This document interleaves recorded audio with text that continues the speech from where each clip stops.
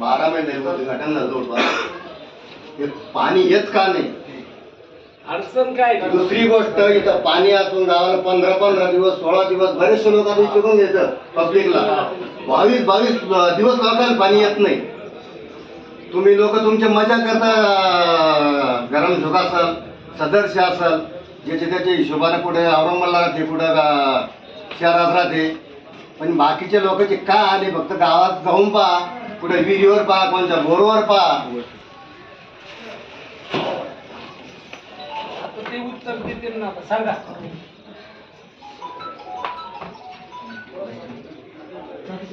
जी बैठक है, आजची जी ग्रामसभा आहे ही आपण 7/12/2023 रोजी गुरुवारी घेतली होती. आणि त्याच्यामध्ये प्रकर्षाने जे काही ठराव मानले गेले, तर लाड सावंगी येथे मोदी आवास घरकुल योजनेमधून जे लाभार्थ्याची निवड करायची होती, ती निवड आपण या ठिकाणी केलेली आहे.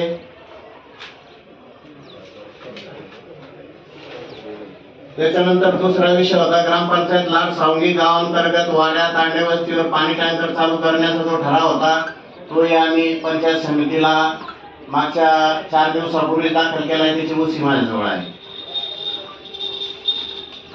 एवढे 2. आणि त्याच्यानंतर पानंद रस्त्याचा एक विषय भाऊन मांडला होता, तोही शासन दरबारी पुढील कार्यवाहीसाठी पाठवून दिला. त्याच्यापैकी 2 पानंद रस्त्याची कामं देखील आपली रामवाडीला आणि एक या ठिकाणी गावात आपल्या चालू आहे.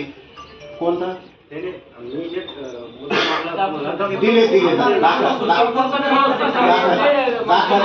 दाखल केले ते काय उत्तर काय? 12 वर्षापासून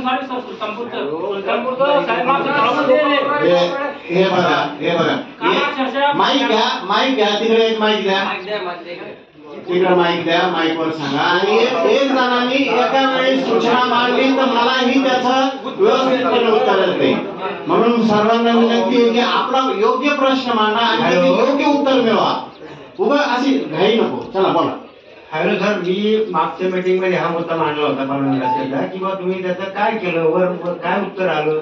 आता त्याला मी 2 महिने होते ना समजा मागच्या मीटिंगला, तर तुम्ही हे जास्तीत जास्त वरच्या पातळीवर प्रयत्न करायला पाहिजे ना.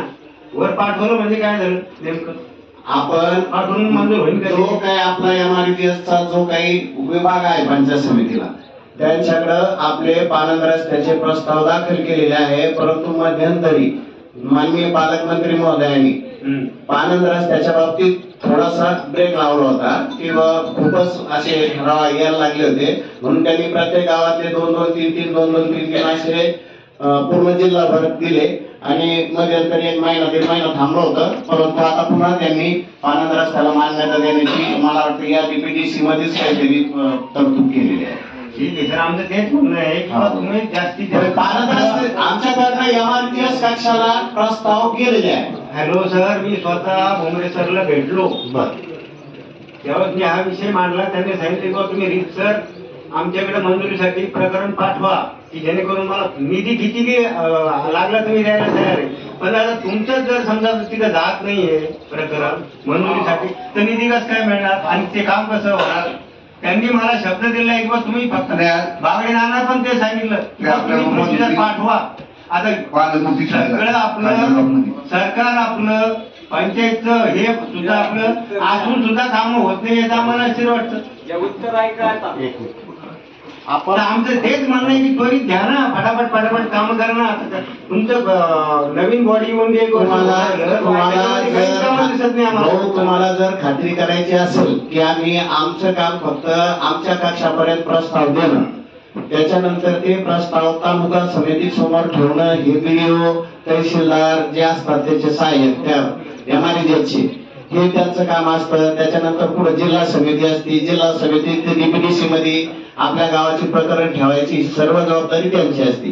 आता आपल्याकडून प्रस्ताव गेले का नाही याची जर खात्री करायची तर ते आता नाही आलं का आम्ही लगेच प्रस्ताव मागितले. लोकप्रतिनिधीशी संपर्क ठेवून आपल्या गावाच्या पदरात किती पाठवून घेता येईल हे पाहणं हे लोकप्रतिनिधीचं काम आहे. आमचं काम जे आहे ते आम्ही तिथपर्यंत प्रस्ताव घेतो. सर मान्य आहे तुमचं, पण सरपंच या नात्यानं पाठपुरावा करणं तर तुमचं काम आहे ना. करता येईल.